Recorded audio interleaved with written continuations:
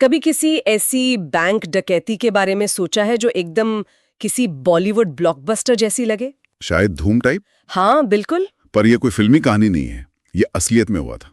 केरला में एक ऐसी घटना जिसने पूरे देश को हिला के रख दिया था। हाँ, ये कहानी है चेलेम्ब्रा ग्रामीण बैंक डकैती की। 31 दिसंबर 2007 की बात है, केरल का मलप्पुरम जिला। अच्छा। सोचिए, क्रिसमस और नए साल के जश्न के माहौल के बीच चोरों ने क्या किया। बैंक के ठीक नीचे एक रेस्टोरेंट चल रहा था। हाँ। वहां से सुरंग खोदी और सीधे बैंक के स्ट्रॉन्ग रूम में पहुंच गए। मतलब प्लानिंग तो देखिए कितनी गजब की और हिम्मत वाली। और लूट, वो भी कोई छोटी मोटी नहीं थी।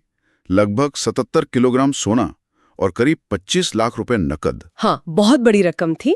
आज हम इसी हाई प्रोफाइल केस की गहराई से पड़ताल करेंगे। हमारी ये चर्चा आधारित है अनिर्बन भट्टाचार्य की किताब India's money heist the Chelembra bank robbery के कुछ हिस्सों पर। जी, ये किताब इस केस को सुलझाने वाले जांबाज पुलिस अफसर पी विजयन और उनकी टीम की जांच पर काफी रोशनी डालती है। तो हमारा मकसद सिर्फ कहानी सुनाना नहीं है ना? बिल्कुल नहीं। हम इस डकैती की जो जटिल योजना थी उसे परत दर परत समझने की कोशिश करेंगे। देखेंगे कि पी विजयन की टीम ने कैसे इतनी मुश्किल जांच को अंजाम दिया। हाँ, और वो झूठे सुरागों के जाल से कैसे निकले और आखिर में इस पूरी कहानी का जो मास्टरमाइंड था उस तक कैसे पहुंचे। सही कहा। तो चलिए शुरू करते हैं ये दिलचस्प पड़ताल। तो कहानी शुरू होती है 31 दिसंबर 2007 की सुबह। चेलेम्ब्रा ग्रामीण बैंक के मैनेजर हैं हरिदास। रोज की तरह बैंक खोलने पहुंचते हैं। हाँ। बाहर से तो सब नॉर्मल दिखता है, स्ट्रांग रूम का मेन दरवाजा भी बिल्कुल ठीक ठाक। पर जैसे वो अंदर जाते हैं उनके होश उड़ जाते हैं। अंदर का नजारा बिल्कुल चौंकाने वाला था। लॉकर टूटे हुए, सोना गायब, कैश गायब, सब कुछ मतलब अस्त व्यस्त। और सबसे अजीब बात, स्ट्रांग रूम का जो कंक्रीट का फर्श था उसमें एक बड़ा सा छेद। ओ, साफ था कि चोर नीचे से आए थे। बैंक के नीचे एक रेस्टोरेंट था, सोहेमा होटल नाम का, वहां से सुरंग खोदी गई थी। और ये कोई ऐसी वैसी सुरंग नहीं थी, मतलब पूरी प्लानिंग से बनी थी। बिल्कुल। चोरों ने पहले फर्श को कमजोर करने के लिए ठोट्टा का इस्तेमाल किया। ठोट्टा, ये क्या चीज है? ये एक तरह का लोकल विस्फोटक होता है, डायनामाइट जैसा समझ लीजिए। बताया जाता है कि 8 चार्ज लगाए थे जिनमें से 5 फटे। अच्छा, मतलब पूरी कोशिश की थी। हाँ, फिर बाकी का काम ड्रिलिंग और कटिंग मशीनों से किया। इससे पता चलता है कि तैयारी कितनी सॉलिड थी। और वक्त भी देखिए, क्रिसमस और नए साल की छुट्टियों के बीच का। शायद सोचा होगा कि इस टाइम थोड़ी ढील होगी या लोग छुट्टियों में होंगे। हाँ बिल्कुल। शुरू में अनुमान लगाया गया कि लूट करीब 5 करोड़ रुपए की है, पर सोने की असली कीमत शायद कहीं ज्यादा थी। क्यों? क्योंकि अक्सर लोग बैंक लॉकर में रखी चीजों की पूरी कीमत डिक्लेयर नहीं करते, है ना। पुलिस रिकॉर्ड के हिसाब से लगभग 77 किलो सोना और 25 लाख नकद लूटा गया था। बाप रे, 77 किलो सोना। और एक और पहेली छोड़ी थी उन्होंने वहां। हाँ, कैश काउंटर के पास फर्श की धूल पर मलयालम में लिखा था जय माओ। जय माओ? हाँ, इस एक लाइन ने पूरी जांच को शुरू में ही एक बिल्कुल अलग दिशा देने की कोशिश की। क्या ये किसी नक्सली संगठन का काम था? ये बड़ा सवाल खड़ा हो गया। तो जांच की कमान किसने संभाली? मल्लपुरम के तत्कालीन superintendent of police SP P Vijayan. वो बाद में आईजीपी भी बने।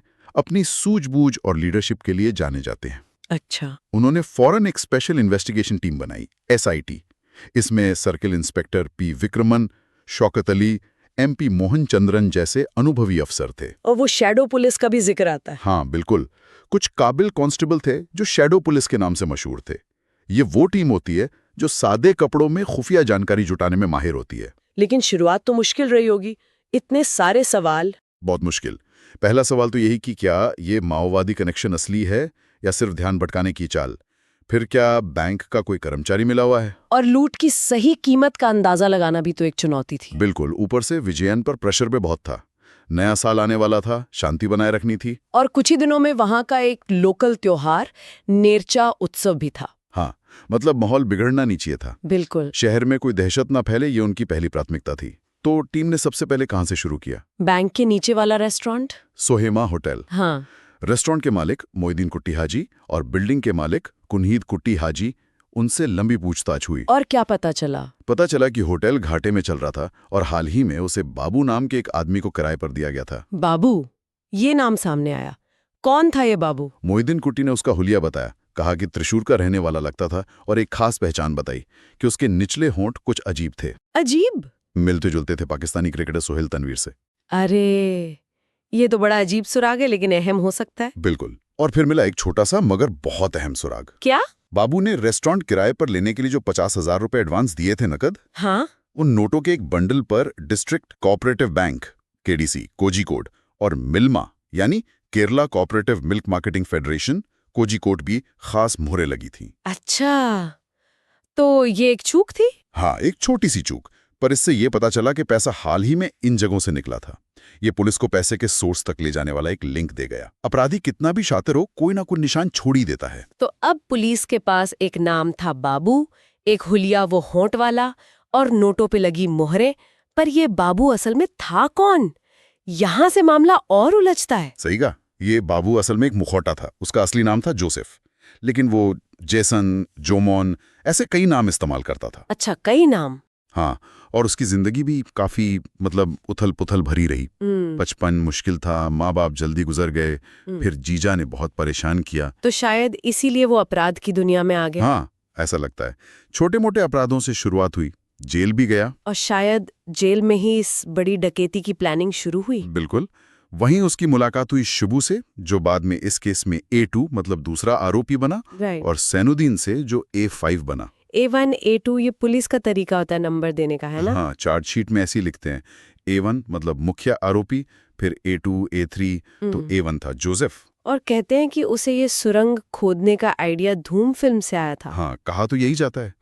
बड़ा दिलचस्प है कि कैसे पॉपुलर कल्चर कभी-कभी अपराध को इंस्पायर कर देता है, पर असल में करना फिल्म देखने जितना आसान नहीं होता। उसका मकसद क्या था? मतलब इतनी बड़ी चोरी क्यों? उसकी इच्छा थी कि एक बार में इतनी बड़ी रकम मिल जाए कि वो अपराध की दुनिया छोड़ दे, कहीं दूर जाकर ऐशो आराम से रहे।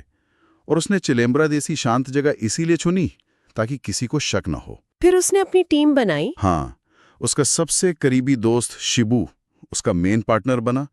बाद में लॉजिस्टिक्स के लिए, जैसे गाड़ी का इंतजाम करना, नजर रखना, इसके लिए राधाकृष्णन और उसकी पत्नी कनकेश्वरी को शामिल किया। और वो पांचवां आरोपी सैनुद्दीन? हाँ, सैनुद्दीन प्लानिंग में शामिल था, पर डकैती वाले दिन मौके पर नहीं था। तो तैयारी कैसे की उन्होंने? पूरी तैयारी।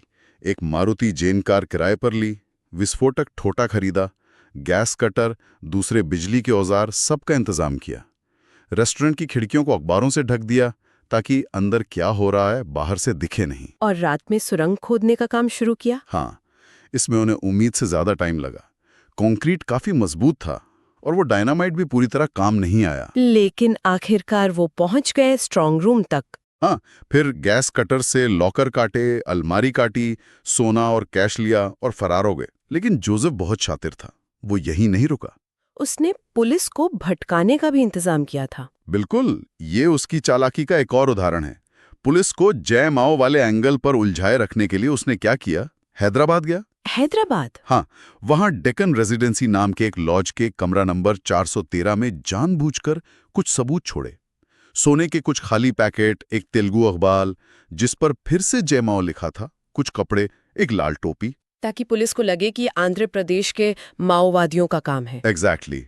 और इतना ही नहीं, उसने होटल मैनेजर को एक गुमनाम फोन करके पुलिस को इन सबूतों की जानकारी भी दे दी। कमाल है। मतलब पूरी कोशिश की कि पुलिस गलत दिशा में भागती रहे। और शुरू में ऐसा हुआ भी होगा। हाँ, बिल्कुल। जय माओ का नारा, हैदराबाद में मिले सबूत, इसने माओवादी थ्योरी को काफी मजबूत कर दिया था। पुलिस के लिए ये एक बड़ा सरदर्द बन गया था। तो फिर ये थ्योरी खारिज कैसे हुई? तभी आंध्र प्रदेश पुलिस की एक अनुभवी अफसर, इंस्पेक्टर कृष्णा कुमार, जो नक्सली मामलों के एक्सपर्ट थे, उन्होंने तस्वीर साफ की।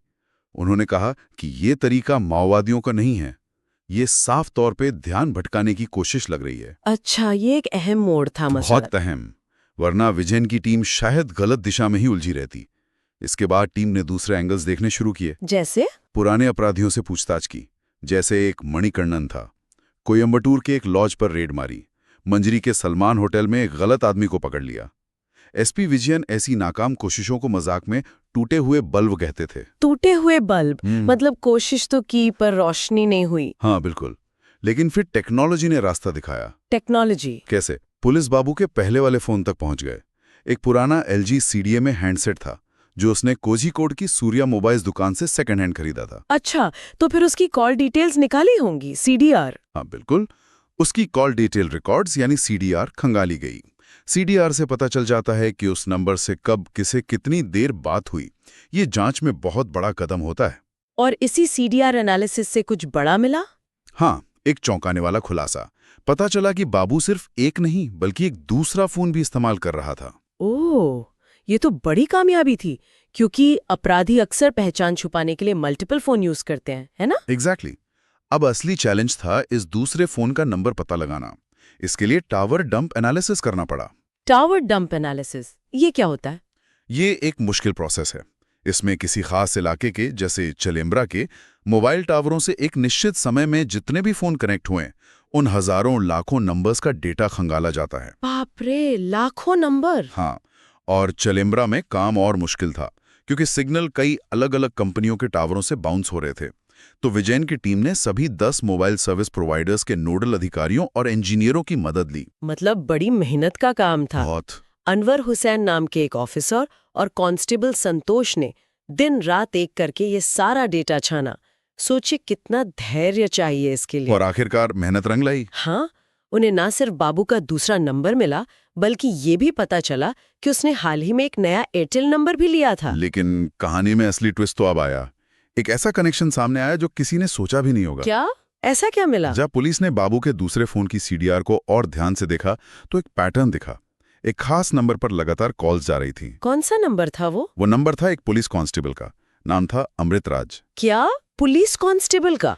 ये तो बड़ा अजीब है। एक शातिर चोर पुलिस वाले को बार बार फोन क्यों करेगा? सब चौंक गए थे। जब इस कनेक्शन की जांच की गई तो एक ऐसी कड़ी सामने आई जिसने केस का रुख ही मोड़ दिया। क्या पता चला? पता चला कि कांस्टेबल अमृतराज की पत्नी है अमृता, और वो अमृता बाबू उर्फ जैसन यानी जोसेफ की पत्नी अनीता की बचपन की सहेली थी। अरे बाप रे, ये कैसा संयोग है? मतलब पत्नी की सहेली का पति पुलिस में? हाँ, अविश्वसनीय संयोग। लेकिन यही वो कड़ी थी जिसने पुलिस को मास्टरमाइंड के बिल्कुल करीब पहुंचा दिया। तो फिर पुलिस ने अमृता से बात की होगी? बिल्कुल। फौरन अमृता से संपर्क किया गया। शुरू में तो वो थोड़ी झिझकी, लेकिन फिर उसने सारी सच्चाई बतानी। उसने क्या बताया? उसने न सिर्फ अपने पति की दोस्त अनीता के पति जैसन यानी जोसेफ की असली पहचान बताई, बल्कि उसकी शादी की एक तस्वीर भी पुलिस को दी। ये जोसेफ की इकलौती साफ तस्वीर थी जो पुलिस के हाथ लगी। ये तो बहुत बड़ा सुराग था। हाँ, अमृता ने यह भी बताया कि जैसन अपनी पत्नी के साथ कोझिकोड में कहाँ रहता है, और ये भी कि अनीता प्रेग्नेंट है और उसका इलाज कोझिकोड के बेबी मेमोरियल अस्पताल में चल रहा है। अच्छा, मतलब अब उसका ठिकाना और आने जाने की जगह भी पता चल गई। और एक और मजेदार बात पता चली। जांच के दौरान मास्टरमाइंड जोसेफ ने खुद पुलिस को एक मुखबिर बनकर फोन किया था। क्या? खुद ही फोन किया? क्यों? शायद वो जानना चाहता था कि पुलिस की जांच कहां तक पहुंची है, या फिर उन्हें गुमराह करने की एक और कोशिश। ये दिखाता है कि वो कितना कॉन्फिडेंट और शातिर था। अब तो पुलिस के पास सारी कड़ियां जुड़ गई थी। बिल्कुल।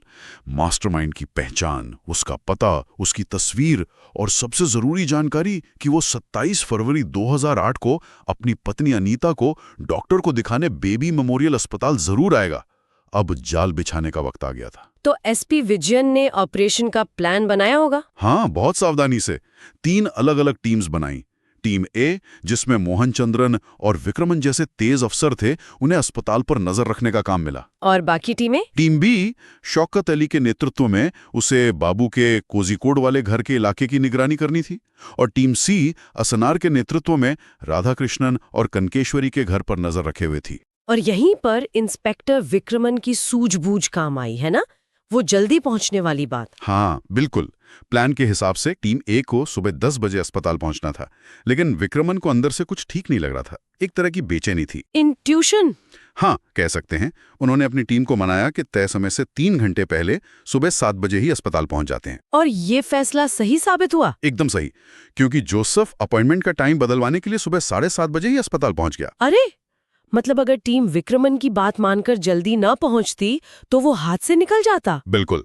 ये दिखाता है कि जांच में कभी-कभी तकनीक से ज्यादा मानवीय सूझबूझ काम आ जाती है। तो फिर क्या हुआ? जैसे ही जोसेफ अस्पताल के बाहर अपनी गाड़ी से उतरा, टीम ए ने उसे देख लिया। टीम में कांस्टेबल अमृतराज भी था। उसने फौरन पहचान कंफर्म कर दी। और फिर? बस पलक झपकते ही मोहन चंद्रन, विक्रमन और साथियन ने उसे घेर लिया और गिरफ्तार कर लिया। महीनों की मेहनत के बाद चेलेम्बरा बैंक डकैती का मास्टरमाइंड आखिरकार पुलिस की गिरफ्त में था। और बाकी गैंग का क्या हुआ? गिरफ्तारी के बाद जोसेफ ज्यादा देर चुप नहीं रहा। उसने तुरंत अपने साथी शिबू का पता बता दिया। अच्छा। टीम बी ने शौकत अली के नेतृत्व में फौरन एक्शन लिया और शिबू को जोसेफ के घर की छत पर बने एक कमरे से दबोच लिया। उधर टीम सी ने भी असैनार के नेतृत्व में राधाकृष्णन और कनेश्वरी को उनके घर से गिरफ्तार कर लिया। पूरा गैंग सलाखों के पीछे था। पूरा गिरोह पकड़ा गया। इस ऑपरेशन में कोई गड़बड़ तो नहीं हुई? एक छोटा सा हादसा हुआ था। जब पुलिस टीम आरोपियों को लेकर जा रही थी तो उनकी स्कॉर्पियो गाड़ी का हाईवे पर एक्सीडेंट हो गया। गाड़ी पलट गई। ओह। फिर किस्मत अच्छी थी कि हथकड़ी लगी होने की वजह से बाबू और शिबू भाग नहीं पाए। तो आखिरकार महीनों की मेहनत, जासूसी, टेक्नोलॉजी और थोड़ी सी किस्मत सब मिलकर ये मुश्किल केस सुलझ गया। अब चुनौती थी इसे कोर्ट में साबित करने की। और पुलिस के पास सबूतों का अंबार था। आरोपियों के कबूलनामे, हैदराबाद और उनके घरों से बरामद सोना, चेन्नई के सुनारों अशोक सईद और राम सईद से सोने की सिल्लियां मिली। हाँ। बैंगलोर के प्रॉपर्टी ब्रोकर बीजू डोमिनिक से लूटे गए पैसे बरामद हुए। पास की नदी से वो ड्रिलिंग मशीन और गैस कटर मिले जिनसे सुरंग खोदी थी। और गवाह? गवाह भी बहुत थे। इस्तेमाल की गई गाड़ियां, सारे फोन रिकॉर्ड्स, रेस्टोरेंट मालिक, मकान मालिक, मोबाइल की दुकान वाला, होटल स्टाफ, मतलब सबूतों का एक मजबूत किला तैयार था। तो कोर्ट में केस चला होगा काफी लंबा? हाँ, करीब 5 साल लग गए, 2008 से 2013 तक। आखिर का फैसला आया। Joseph A1, Shibu A2, Radhakrishnan A3 और कनकेश्वरी A4 को दोषी पाया गया। सजा क्या हुई? डकैती, साजिश, सबूत मिटाना, इन सब के लिए 10 साल सश्रम कारावास और जुर्माना। लेकिन वो 5वां आरोपी सैनुद्दीन A5, उसका क्या हुआ? हाँ, सैनुद्दीन जो सिर्फ प्लानिंग में शामिल था, डकैती के वक्त नहीं था, उसे पुख्ता सबूत नहीं मिलने की वजह से बरी कर दिया गया। अच्छा, और सुनवाई के दौरान भी एक घटना हुई थी, शायद भागने की कोशिश। हाँ, जोसेफ और शिबू ने त्रिशूर कोर्ट परिसर से भागने की कोशिश की थी, लेकिन वहां मौजूद कांस्टेबलों ने उनकी कोशिश नाकाम कर दी। फिर सजा के बाद क्या हुआ? जेल से बाहर आए ये लोग? 2014 में जोसेफ, शिबू और राधाकृष्णन को हाई कोर्ट से जमानत मिल गई। अच्छा, जमानत मिल गई। हाँ, उसके बाद राधाकृष्णन और कनकेश्वरी अलग हो गए। शिबू ने बाहर आकर एक वर्कशॉप खोली, शायद जिंदगी को दोबारा शुरू करने की कोशिश की। लेकिन जोसेफ का क्या हुआ? वो अपनी फितरत से बाज नहीं आया। जमानत पर बाहर आने के बाद वो फिर से कार चोरी जैसे अपराधों में पकड़ा गया। लगता है कुछ लोगों के लिए अपराध की राह छोड़ना मुमकिन नहीं होता। ये पूरा मामला वाकई कई बातें सिखाता है। पहली, अपराधी चाहे कितनी भी चालाकी से प्लान बनाए, अक्सर छोटी छोटी गलतियां। हाँ, जैसे वो नोट पर बैंक की मोहर रह जाना। टेक्नोलॉजी का कॉम्बिनेशन, ये कितना कारगर हो सकता है। CDR एनालिसिस, टावर लोकेशन, इन तकनीकों ने केस सॉल्व करने में बहुत मदद की। सही कहा। और तीसरा, मानवीय पहलू, उसे नजरअंदाज नहीं कर सकते।